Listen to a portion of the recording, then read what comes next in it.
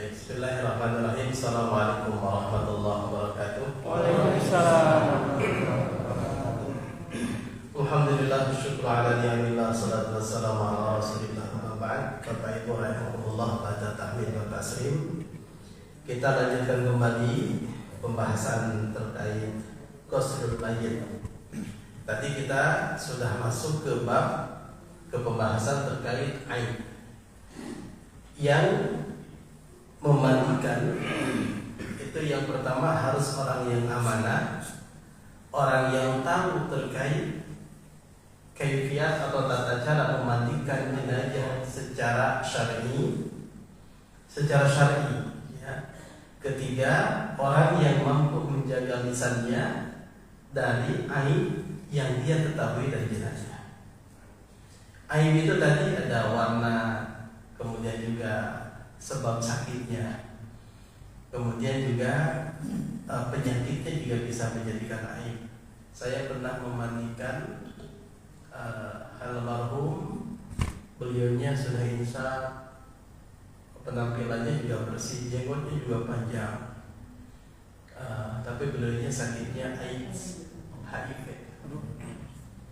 Ya, ketika saya mau memandikan itu, pihak keluarganya menyampaikan banyak dan sebagainya. Intinya ingin berusaha bahwa penyakit HIV-nya itu ya memang bukan dari kami, bukan dari keluarga. Dia memang dulu suka jajan, bla. Saya sampaikan tidak apa-apa. Yang penting Bapak kalau usah cerita. Yang penting almarhum sudah taubat, sudah insaf. Ya, ketika wafat mudah-mudahan husnul khotimah. Gitu. Jadi terkadang penyakit itu menjadi aib juga, Bapak Ibu. Ya, menjadi aib. Contoh penyakit yang serviks, itu kan orang kan mikirnya kanker serviks, mikirnya lain-lain ya. Begitu. Jadi banyak hal. Maka kita keharusan, maka di rumah sakit itu kan sakitnya pasien itu rahasia, nggak boleh kemudian selain petugas kemudian disebarkan, nggak boleh. Maka yang memandikan paling afdol adalah keluarga terdekat. Siapa keluarga terdekat? Istri dimandikan oleh suami, suami dimandikan oleh istri, ibu dimandikan oleh suami dan anak, suami ayah dimandikan oleh istri dan anak. Tapi di dalam fikih yang boleh memandikan walaupun pihak keluarga adalah yang sama-sama jenisnya. Laki-laki oleh laki-laki, perempuan oleh perempuan, hanya satu yang diperbolehkan yang memandikan beda jenis itu hanya suami istri. Saya qadarullah wafat, maka yang berhak pertama kali memandikan adalah istri, dibantu oleh anak. Kebetulan anak saya laki-lakinya satu, berarti istri plus anak, karena yang 4 perempuan. Ya, ini cuma 2 nggak kuat, ya sudah cari adik saya atau kakak saya laki-laki. Kalau nggak ada ya paman-paman, nggak ada ya tetangga yang laki. Tapi diusahakan laki-laki. Bagaimana kalau anak perempuan ikut memandikan? Kalau hanya ikut gosok ya boleh, tapi jangan menjadi tim inti. Contoh masuk cuma nyambungi bapak, setelah itu keluar silakan, nggak apa-apa. Kalau hanya kan biasanya ada keluarga itu, wah ini terakhir, ingin memberikan, ingin nyambungi, ingin membersihkan terakhir, boleh. Tapi jangan tim inti, karena tim inti nanti tangan juga masuk semua. Sama ibu wafat, maka yang afdal yang memandikan siapa? Suami plus anak perempuan. Anak laki-laki anjurannya tidak.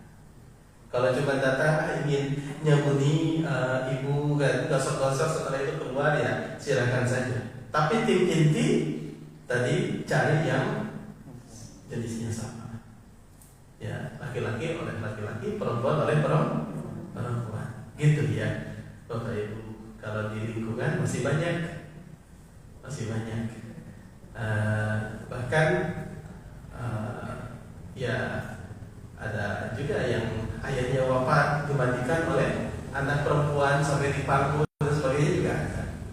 Tapi kalau kita secara fikihnya begitu, karena kita ingin apa yang kita lakukan itu betul-betul bernilai ibadah kepada Allah. Oke, ini baik sampai sini ada yang mau dikonfirmasi? Monggo. Oke, nanti kalau ada pertanyaan langsung saja ya Bu ya, langsung ditanyakan. Yang berikutnya, siapa yang harus dimandikan? Siapa yang harus dimandikan? Siapa yang tidak harus dimandikan ketika wafat? Yang wafat syahid dan syahidnya adalah wafat di medan pertempuran, maka itu tidak harus dimandikan. Akan tetapi yang wafatnya tidak di medan pertempuran, itu tetap harus dimandikan. Maka Rasul menyampaikan asyhadatu sab'un siwal qatlu fi sabilillah. Wafat syahid itu ada 7 yang harus dimandikan, kecuali apa? Wafat di medan pertempuran. 1, al-mat'un, orang yang wafat karena terkena wabah. Itu syahid, tapi tetap harus dimandikan. Kemudian wal gharqu, kebakar. Kemudian juga yang tertimpa reruntuhan. Kemudian juga sakit penyakit dalam. Kemudian juga tenggelam, ya, tenggelam. Perempuan wafat karena hamil, melahirkan. Itu syahid. Tapi syahidnya syahid akhirat. Yang tidak dimandikan itu syahid dunia dan akhirat. Ya, insya Allah yang syahid seperti itu nanti di alam barzahnya untuk apa? Untuk hisabnya Allah ringankan. Ya, insya Allah. Maka Bapak Ibu rahimahullah yang kemarin di COVID wafat itu insya Allah wafatnya husnul khatimah. Kalau dia seorang yang beriman kepada Allah, ya. Baik. Kemudian berikutnya, apa sih peralatan yang harus disiapkan? Maka ada 2 yang harus disiapkan Bapak Ibu. 1, peralatan untuk memandikan. Yang kedua, peralatan untuk kita. Jadi peralatan untuk memandikan jenazah. Yang kedua adalah peralatan alat pelindung diri. Yang ketiga, yang pertama BHP, bahan habis pakai, ya, yang dipakai oleh jenazah. Yang kedua adalah bahan untuk memandikan. Yang ketiga alat pelindung diri. Saya menyampaikan yang lengkap. Tapi dalam fikih itu sarung tangan harus ada. Ya, sarung tangan. Yang lengkap menurut peraturan medis dari atas sampai bawah. Atas kalau di rumah sakit ada apa? Ada kayak topi tapi diikat ke belakang. Ya. Kalau perawat kan ada apa? Kalau operasi itu cuman sebenarnya itu kecipratan air tetap tembus. Ya. Yang kedua kacamata. Kenapa? Kalau memandikan terkadang nyiprat masuk mata. Kalau sakitnya serangan jantung, tapi ternyata sakitnya juga HIV, kan bisa saja. Sakitnya apa? KLR, kecelakaan lalu lintas, tapi punya penyakit yang lain kan Allah bisa. Maka kalau di rumah sakit harus kacamata. Ya. Berikutnya masker. Siapa tahu obatnya tapi punya penyakit TBC. Ya kan, TBC itu apa? Yang melewat udara. Walaupun sudah wafat ketika ini kan masih. Itu. Atau juga apa? Kalau kemarin COVID itu hidung, mata wajib. Maka kalau saya dulu COVID, ketika ngambil COVID ke bangsa COVID itu, ini cuma pakai celemek, Pak. Celemek itu dari plastik. Masukin, diikat. Jadi nggak pakai hazmat yang lengkap. Nah, tapi kalau kita keluar kita pakai hazmat. Kenapa? Karena memang secara perlindungan, kalau hazmat itu kan kalau kena air tetap basah. dan itu sebenarnya juga apa? Masih tembus. Tapi kalau plastik itu yang kedua, secara PPI-nya yang penting hidung, mata yang harus terlindungi. Sehingga ini kita pakainya double, pakai double, pakai kacamata, pakai pensil lah gitu kan. Jadi yang pasti ya dari sini ke atas itu wah itu. Kalau ke bawahnya terkadang pakai seragam dari kain, terus dilapisi apa? Dilapisi celemek itu yang plastik, diikat ke bawahnya pakai sepatu. Itu sudah selesai. Ketika ngubur sebenarnya nggak apa-apa secara aturan pemerintah dilepas semua, cuma seragam aja. Cuman kan kalau kita seragam top, kayaknya kurang menghormati tim dari pemerintah yang sudah lengkap itu kan, kita ngikut. Begitu, kita ngikut. Maka kalau saya ke Bangsal itu biasa. Jadi memang kalau dulu COVID itu orang yang tadinya bisa makan seperti kita, contoh, tapi saturasinya turun, ya 90 kan dibawa ke rumah sakit.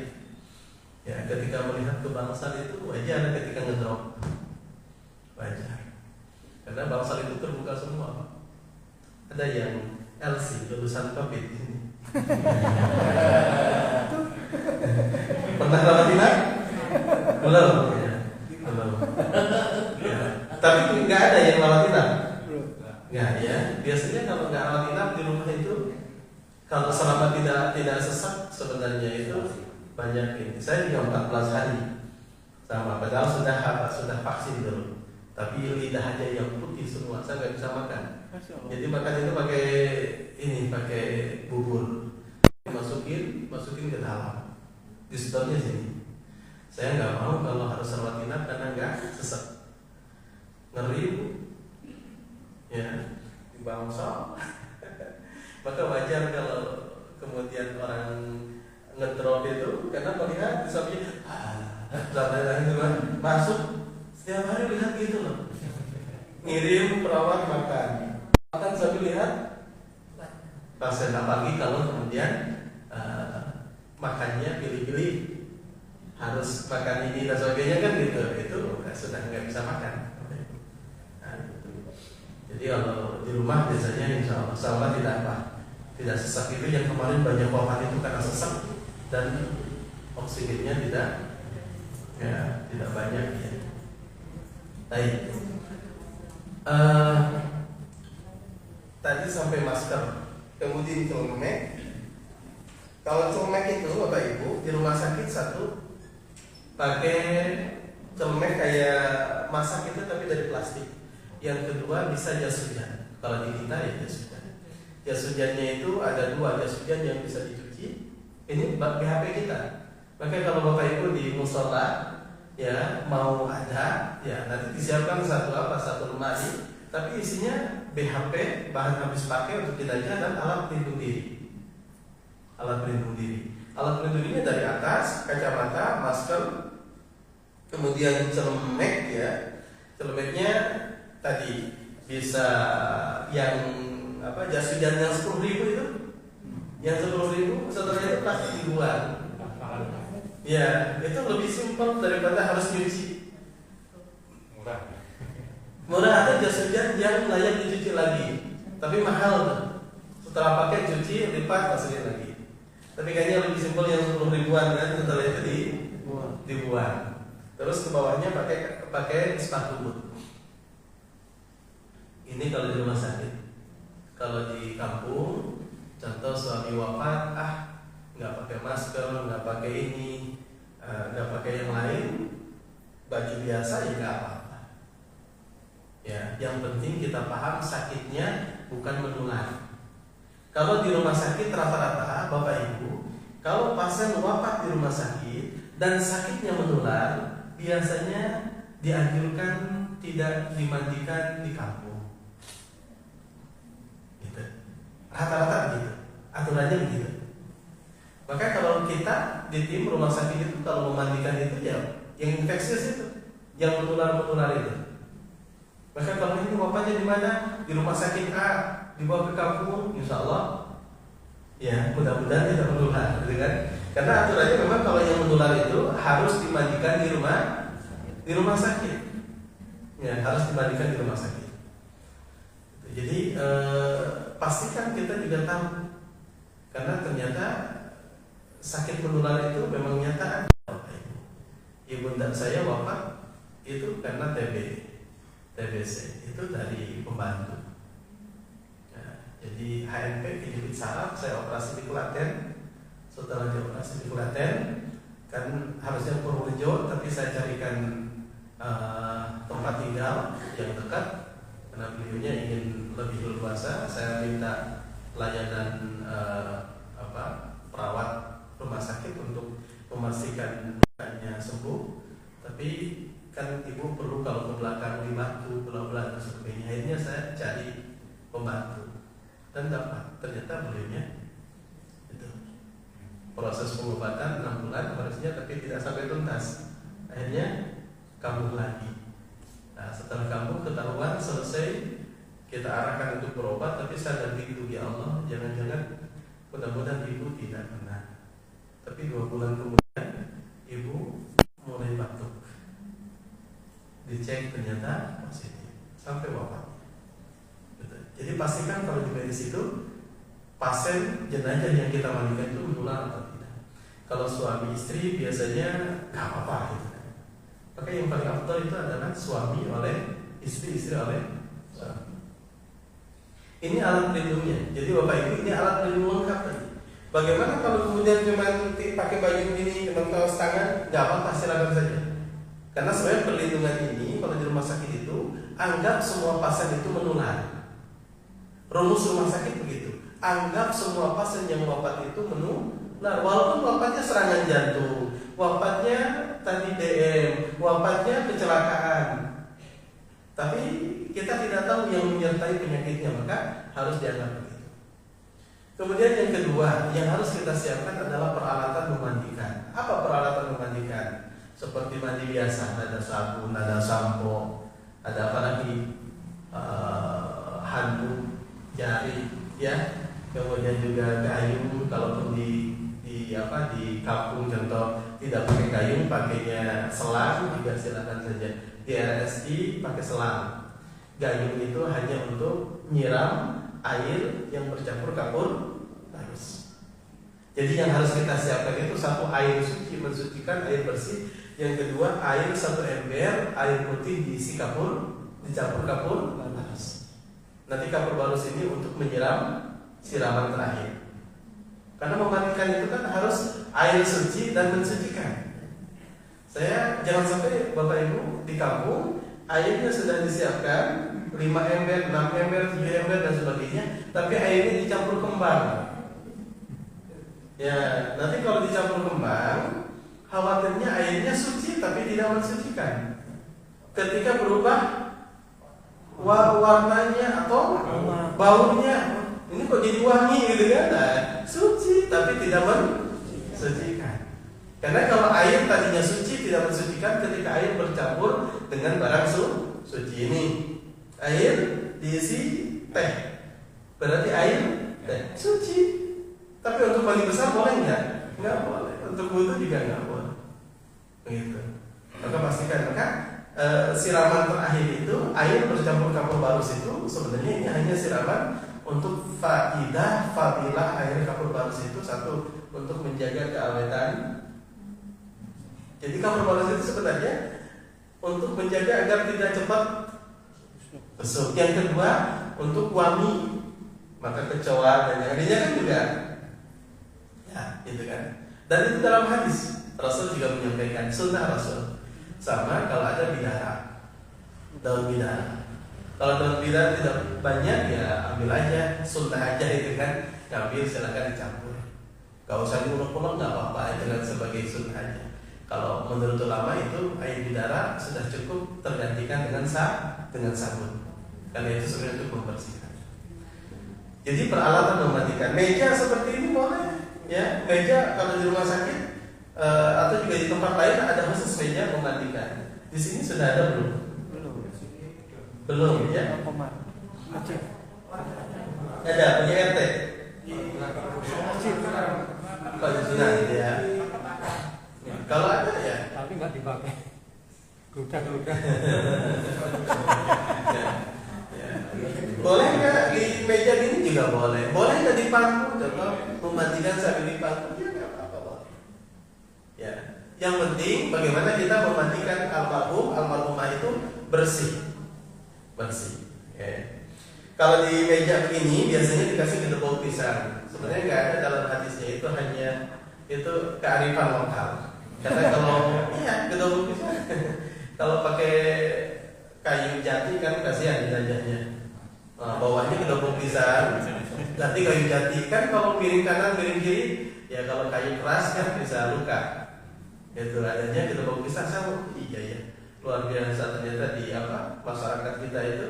Ya, dulu tempat memandikan tidak seperti sekarang adanya meja, tapi kan air itu jangan sampai kena lagi kalau yang sudah pembersih tadi, maka dikasih gedebok pisang bawahnya supaya air langsung ke bawah. Ternyata gedebok pisang itu kan licin dan lembut, miring kanan miring kiri itu nggak melukai jenazah, karena kalau pasien sudah wafat jenazah itu sensitif kulitnya, itu lebih mudah gitu kan, sensitif.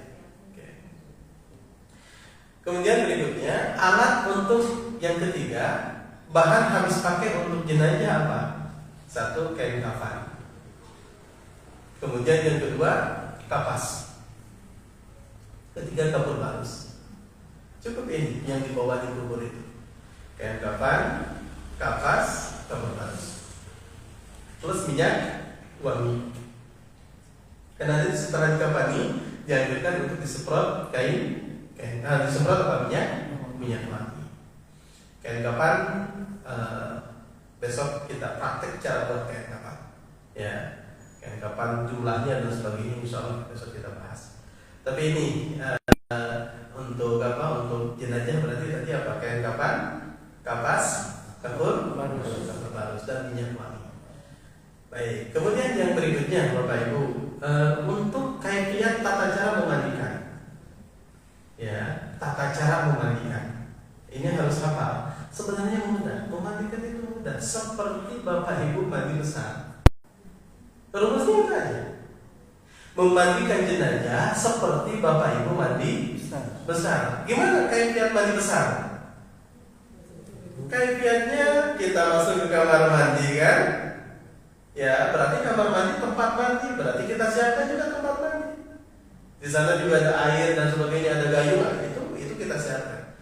Kaifiatnya apa? Satu, sebelum wudu cuci tangan. Setelah cuci tangan, kemudian membasuh kotoran, tempat kotoran. Kubur, dubur, depan, belakang. Sama, jenazah juga kita angkat, kita letakkan di atas tempat pemandian. Yang harus kita bersihkan pertama apa? Kotorannya. Disiram, dibersihkan tempat kotorannya. Atas, bawah. Ya, atas, bawah. Kita juga mandi, bersihkan depan, belakang. Yang berikutnya setelah kita bersih depan belakang apa? Wudu. Jenazah pun setelah itu diwudukan. Ya, kalau kita setelah wudu baru kemudian kita apa? Biur dari atas, dari rambut atas, dari kepala, biur ke bawah, kanan kiri, sabuni kanan kiri, sabuni lagi kanan kiri. Ya, itu cuman kita terakhir kan nggak pakai air campur kapur barus kalau kita, ya kan? Kalau jenazah kasih, jadi jenazah juga sama, diangkat jenazah, diletakkan di atas pemandian yang sudah disiapkan. Ya, peralatan tadi termasuk juga air bercampur kapur barus kita siapkan. Maka setelah kita letakkan, yang pertama kita lakukan apa? Kalau di rumah sakit, karena biasanya banyak luka, banyak ikatan dan sebagainya juga banyak, dilepas itu dulu semua. Kalau tadi, kalau ibu di rumah setelah wafat berarti kan dimandikan kan, yang ngikat di sini dilepas, yang untuk mata dilepas, ini dilepas, semua dilepas. Kalau di rumah sakit bukan hanya ini dilepas itu, ya. Tapi apa? Di sini ada luka, dilepas. Kalau tadi DM berarti lukanya, perbannya dilepas. Kita lepas. Kalau operasi bedah laparotomi yang bedah besar, Kan ini dari atas ke bawah itu kan ada perbannya, itu dilepas, bersih. Nanti diganti yang bersih setelah dimandikan. Dilepas itu. Setelah itu kemudian dibersihkan kotorannya. Seperti tadi kita awal masuk mau mandi, bersihkan kotoran. Maka ketika dibersihkan kotoran itu, Bapak Ibu bisa ketika dibersihkan itu, ini jenazahnya kan gini, dimiringkan, diurut perutnya, dibersihkan, diurut perut. Karena ketika diurut, kita sempat kemudian membersihkan jenazah, diurut itu keluar darah banyak. Ya, dulunya pasien HD, kemudian wafat, ternyata keluar darah dari anusnya. Kita ya, boleh dimiringkan, diterletakkan gini. Nanti ketika dimiringkan juga diurut lagi. Ya, pastikan kemudian kotorannya bersih. Maka jenazah setelah dibersihkan, dimiringkan, diangkat, diurut, dibersihkan atasnya, bawahnya, baru setelah itu kita wudukan. Ya, kita wudukan. Intinya kita basuh pertama sebelum dimandikan itu anggota wudu seperti wudu kita. Dari mulai wajah, tangan, rambut, telinga, kemudian kaki. Ya, kaki. Ini teorinya. Besok kita prakteknya, ya. Kemudian setelah diwudukan, baru kita niat memandikan. Ya. Jadi wudu itu di awal, di akhir. Di awal. Baru dimandikan, sunnahnya kanan dulu dari atas ke bawah, atau juga atas kiri, kanan kiri. Jadi kalau atas berarti kanan kiri, sama. Atau juga dibasuh kanan kiri, sabuni kanan, sabuni kiri, bersihkan. Itu semua dibersihkan. Di sini biasanya banyak busa-busa, bersihkan. Ya, dibersihkan. Kemudian di dalam fikih, bagaimana jika kukunya panjang, jika rambutnya panjang dan sebagainya, maka itu tidak usah dipotong, bulu pun tidak usah dicabut. Biarkan seperti itu apa adanya, yang penting bersih. Ini panjang kukunya, harus dibersihkan, tapi tidak harus dipotong. Nah, itu. Ini adalah memandikan. Beres depan, Bapak Ibu, depan sudah disabuni sampai bersih, kemudian kita miringkan. Jadi kan kalau ini semua sudah, yang sebelah ini kepala, yang sebelah kanan berarti sini, dimiringkan dulu. Maka ini disabuni belakangnya. Wajib hukumnya ditutup, ya. Miring kanan, miring kiri, awal harus ditutup. Mau praktek di rumah sakit Islam PDHI, kalau ada tim memandikan jenazah tapi tidak ditutup auratnya, hanya ditutup aurat besarnya saja. Ambil kain cuma ditutupnya, nggak ditutup secara keseluruhan. Itu namanya pelanggaran. Walaupun dimiringkan tetap harus ditutup. Syaratnya begitu, harus ditutup. Maka ini disabuni, ya. Kalaupun tersingkap sedikit-sedikit, ya kalau itu kan sulit. Maaf, insyaallah. Dibersihkan, ya. Setelah dibersihkan, sebenarnya dimiringkan satu kali cukup. Ya, kalaupun nanti ingin 2 kali boleh, berarti miringkan satu lagi ke sebelah sini, dimandikan sama. Dan disabuni, dibilas. Nah, itu kan. Beres itu kemudian diterletakkan kembali, baru kita tutup pakai pakai kain jari. Nanti setelah itu kita siram kapur halus. Kenapa ditutup kain jari? Karena kapur bagus, kalau disiram tidak ada disiram langsung kena kulit itu nempel.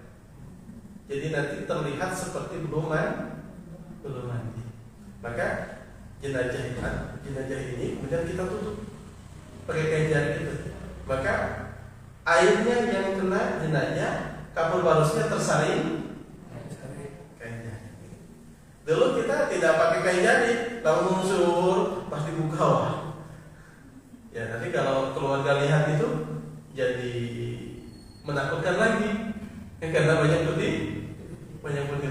Di rambut pun nempel, di rambut juga nempel. Maka kita tutup. Setelah dibasuh, kemudian kita keringkan jenajahnya atas, bawah semua. Beres dikeringkan, kain jari diganti dengan kain yang kering, kemudian kita angkat, kita letakkan di atas kain, di atas apa kain kapan.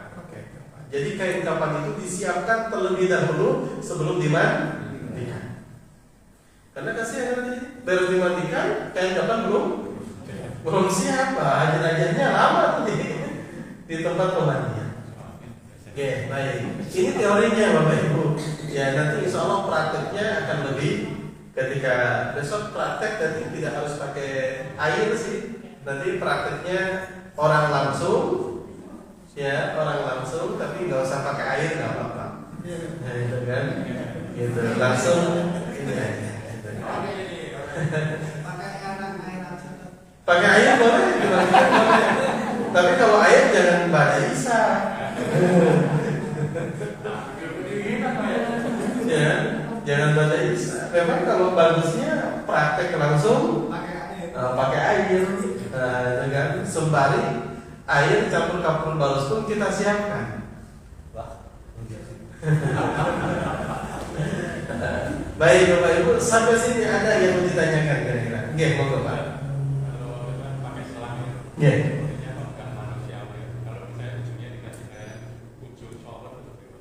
Bapak Ibu, maka inilah bagi kita itu harus tahu kearifan lokal itu betul. Jika di kampung kita pakai kan media pakai apapun boleh, tapi kita harus mengukur apakah di kampung kita menggunakan selang itu litahrim, menghormati atau enggak. Kalau ternyata ini tidak, hormatnya pakai apa? Pakai kayu, ya sudah pakai kayu. Ya, pakai kayu. Bahkan kalau saya di Jawa Barat, mohon maaf Bapak Ibu, beberapa kasus itu bukan pakai kayu, pakai ceret. Lama banget pakainya. Dan ternyata harus kena dulu ini, kena tangan dulu. Oh, gitu kan? Gitu. Ya, ketika ditanya, kalau alasannya menghormati, ya nggak apa-apa. Berarti itu tradisi, ya adat di kampung itu, itulah yang menghormati. Pakai wah itu kayak nyuci mobil kan gitu. Nah berarti. Tapi kalau pakai selang secara hukum ini nggak apa-apa. Tapi bagi kita adalah apa tuh intinya ikut rasa kan gitu. Kalaupun pakai sobor ada. Kalau di rumah sakit di PDHI itu saya ada sobor terus ada selang. Tapi pakai sobor juga lama prosesnya Pak. Jadi biasanya kita ini kasih tapi pakai selang. Pakai selang itu cepat bersih. Selama itu, contoh kalau ada keluarga pasien, oh saya nggak mau pakai selang, nggak menghormati, kayaknya saya nggak tega kalau suami saya dimandikan pakai selang, ada shower, ketika kita pakai shower, nggak mau pakai shower juga, biasanya pakai handuk gayung, kita juga kasih apa kayak begitu. Jadi kita juga menghormati nilai kepercayaan pasien, maka ketika pasien melihat ininya ini ya sudah kita ikuti. Gitu. Seperti kalau saya ke rumah sakit ke pasien, ibu sudah sholat belum? Tapi saya nggak bisa cara tayamum. Ya sudah, kita baik bu, kita edukasi tayamum. Tayamum kan sampai sini. Enggak, saya nggak sampai sini. Saya pengennya sampai sini. Ya kan nggak usah depan dengan pasien. Enggak, aku sampai sini aja.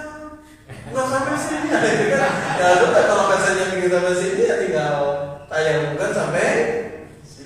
Kan ada istilah ya perbedaan dalam begitu terkait tayamum. Kan cuma segini cukup satu kemudian tapi juga madzhab Syafi'i kan sampai siku. Ya kita dengan pasien nggak usah berdebat. Ya, kalau pasiennya ingin sampai siku ya ikut sama gitu kan. Maka kita lengkapi juga di sana.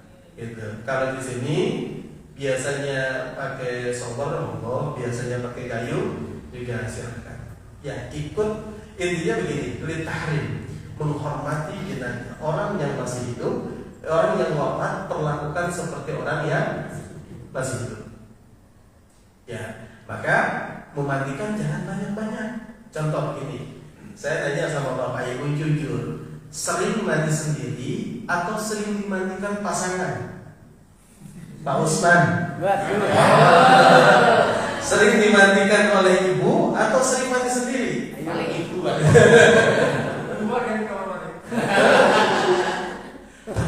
jujur ditanya, kita sering mandi sendiri ya. Walaupun mungkin pernah dimandikan oleh istri. Ya. Oke, yang kedua,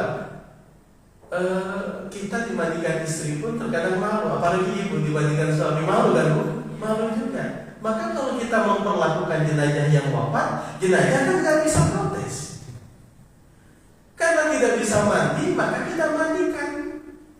Kalau dimandikan contoh 2 orang cukup, ya sudah 2 orang. Kalau 3 orang cukup, ya 3 orang. Jangan satu kampung, kan gitu. Makin banyak yang nonton kan makin malu. Apalagi kalau mau pakai jari. Jenazah sini, ya tonton sini. Iya, coba. Ketika ditonton begini, kira-kira ibu yang di luar nggak kedengaran ya. Ketika Bapak Ibu, ketika jenazah di tengah dimandikan, ditutup pakai kain jari, tutup begitu. Yang lihat jenazah kira-kira apakah hanya tim atau juga ada yang nutup pegang kain jari? Iya, makin banyak orang melihat ketika ada aib, makin terbuka aibnya tersebar. Ya, maka bagusnya jangan pakai jari yang dipegang orang, jari tapi ada tiangnya. Ya, maka bagusnya kalau saya di masjid-masjid itu beli aja tiang atau sininya 3 meter, sananya 2 meter. Ini pakai apa? Pakai satir seperti itu. Gorden. Sehingga yang nutup itu bukan orang. Nah, karena ini apa? Satu, biar aib tidak tersebar. Yang kedua, biar orang yang nutup pun tidak melihat auratnya. Karena ketika memandikan itu terkadang Bapak Ibu tersingkap, terbuka dan sebagainya. Nah, ini masih banyak kemudian yang ditutup pakai apa? Pakai orang jejer itu kan. Kalau saya ajarannya jangan. Itu berarti nanti bahaya, tidak syar'i. Ya, khawatirnya nanti malah tersebar kemana-mana terkait. Maka Bapak Ibu tadi perlakukan yang hidup, yang mati seperti yang hidup. Kalau yang hidup dimandikan banyak orang malu, ya jangan banyak-banyak kita mandikannya. Kalau dikasih pilihan, kalau saya wafat, saya bisa mandi sendiri kok. Ya coba Bu ya, kalau ibu wafat bisa mandi sendiri, kira-kira dimandikan orang ya mandi sendiri. Karena tidak bisa mandi, maka dimandikan. Pakai baju pun kain kapan kalau saya bisa setelah mandi mana kain kapan pakai sendiri gitu kan. Kalau perlu ya ke kuburan sendiri ya kan. Cuman karena nggak bisa maka dimandikan, dikafani oleh orang lain. Ya, pakai kata Rasul, barang siapa yang mematahkan tulang orang yang wafat sama dengan mematahkan tulang orang yang masih hidup. Ini adalah tandanya bahwa kita memperlakukan yang wafat itu seperti memperlakukan yang masih hidup. Baik Bapak Ibu, ada yang mau sampaikan sampai sini? Oke, monggo. Soal membersihkan kotoran itu memastikannya apakah boleh dilihat atau cukup diraba saja? Boleh dilihat. Bapak Ibu, yang sakitnya lama itu biasanya mohon maaf di tempat kotorannya sampai mengering. Maka ini dalam fikih harus pakai ini sarung tangan. Sebenarnya, enggak kok ini yang wafat tetangga tapi dia sakitnya sakit gula kok enggak menular. Sebenarnya pakai sarung tangan itu bukan untuk menghindarkan kita dari terkena penyakit, bukan hanya itu, tapi menjaga rasa bagi kita yang memandikan. Coba memandikan jenazah pakai kaos tangan ketika gosok kemaluannya beda enggak dengan tidak pakai kaos tangan? Beda. Bahkan anjurannya bukan hanya kaos tangan tapi pakai wasap. Makin tidak terasa, terus makin bersih. Bahkan kotoran itu dimiringkan, ketika dimiringkan itu sampai tangan kita masuk tuh. Ya, sambil disiram. Kalau pakai selang ya sambil dimasukin beli, kasih sabun lagi. Karena Bapak Ibu nanti ketika sudah dimandikan, sudah dikeringkan, diangkat, kok masih ada kuning-kuning gitu kan? Berarti itu kotorannya belum bersih. Maka itu pastikan, betul harus dipastikan. Kenapa Bapak Ibu menyampaikan begitu? Karena dulu awal-awal ya pernah kita juga, ini kok masih kuning, gitu kan? Ternyata belum bersih, kita bersihkan lagi. Di tengah jalan ternyata kotorannya udah bersih, tapi ketika diangkat, diletakkan di atas kapan, keluar lagi ada keluar contoh, maka secara fikih tidak usah dimandikan lagi, tapi cukup dibersihkan. Pernah Bapak Ibu, saya sedang mengkafani jenazah, tapi keluar lagi darah. Jadi kasusnya jenazah wafat sore, kita kafani, keluarganya nggak mau ngambil karena ingin di visum ya dilakukan dicek, karena informasinya bapak ini wafat karena berantem dengan tetangga. Padahal kan ketika dimandikan itu sudah polisi itu sudah datang ngecek semua dengan saya memandikan, nggak ada memar, cuma adanya bekas kayak seperti cakaran di sini. Beliaunya kan jantung juga, sehingga anak-anaknya ingin menuntut ya itu, sehingga minta diotopsi. Nah, akhirnya setelah dicek polisi mengatakan ini enggak usah diotopsi karena nggak ada bukti-bukti kekerasan dan sebagainya. Sore dimandikan, dikafani, sampai Ahad itu Sabtu. Ahad pagi itu sudah kita sampaikan ke keluarga dari mulai beres itu nggak mau ngambil kalau dari rumah sakit belum ada surat rekomendasi itu. Padahal yang mengeluarkan kan ke rumah sakit, polisi kan mengeluarkan kan itu. Sampai jam 12 hari Ahad belum diambil jenazah Bapak Ibu. Saya ngisi pelatihan di Pulau Sorongko. Dia telepon, saya ini kan belum jenazahnya belum. Saya turun. Nah, akhirnya ditelepon keluarga mau ngambil kalau tidak diotopsi. Akhirnya saya masuk kamar jenazah sudah banyak darah Bapak Ibu. Nah, itu sudah banyak. Jadi kita bersihkan, kita ganti kain kafan. Setelah itu saya panggil keluarganya, anaknya dipanggil. Setelah itu kita rujuk ke Sarjito, dimasukin ke freezer. Jadi tidak disuntik, masukin ke freezer. Itu bayar kalau nggak salah per bulan atau per hari ya, 120.000 kalau tidak salah. Per hari kayaknya biayanya 120.000. Dulu udah lama pasti ingat gitu kan. Karena kasus itu kan jarang gitu kan. Tapi kan kalau nggak sayang ya anaknya sama bapaknya. Ini dimasukin sana, kan Mas, monggo kalau jenengan mau menunggu surat dari kepolisian, silakan gitu kan. Mau berapa bulan pun kalau sudah di lemari es aman. Tapi kalau di RS kan nggak ada di lemari es ya. Nanti malah bosok di kamar jenazah gitu kan. Itu gitu kan kasus begitu. Jadi darah keluar dibersihkan, kemudian diganti kain kafannya, tapi tidak usah dimandikan kembali, insya Allah cukup. Oke, ada lagi yang mau sampaikan? Oke. Kalau untuk kumur jenazah itu gimana Pak? Sulit. Kumur itu sebenarnya kalau untuk kumur, Bapak Ibu gini, jenazah itu kalau begini dibukain kotor, harus dibersihkan. Maka pakai apa bersihnya? Jangan pakai sikat gigi terus odol, nanti kumurnya sulit tadi. Ya pakai katempat aja. Katempat dikasih air dibersihkan. Kasih lagi dibersihkan. Ini sampai bersih Bapak Ibu. Hidung pun banyak kotorannya, bersihkan pakai katempat.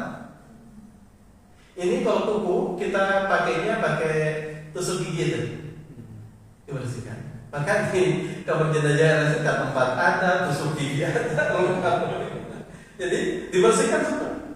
Ya, termasuk Bapak Ibu mohon maaf ini, di sini banyak kotoran. Dan ketika menyiram itu jangan sampai masuk air di hidung, ditutup. Nah, baru disiram. Begitu ya. Baik, insya Allah besok praktek memandikan. Ya, atau nanti prakteknya langsung mengkafani, mensolatkan satu paket. Gitu aja ya. Sehingga sekarang teori memandikan, besok nanti kita cara membuat kain kafan. Iya. Harus bisa cara membuat. Kalau memandikan mudah. Yang sulit itu cara membuat kain kafan itu agak sulit. Agak sulit. Tapi bisa insyaallah. Ya. Baik Bapak Ibu rahimahullah, yang dulu cukup sudah bisa. Terima kasih Bapak Ibu. Kita tutup dengan doa kifaratul majlis, sayyidul istighfar dan hamdalah bersama-sama. Doa sayyidul istighfar. Allahumma anta rabbi la ilaha illa anta khalaqtani wa ana 'abduka wa ana ala 'ahdika wa wa'dika mastata'tu a'udzu bika min syarri ma sana'tu a'udzu laka bi ni'matika 'alayya wa a'udzu bi dhanbi faghfirli fa innahu la yaghfiru dzunuba illa anta Subhanakallahumma rabbana wa bihamdika asyhadu an la ilaha illa anta astaghfiruka wa atubu ilaik.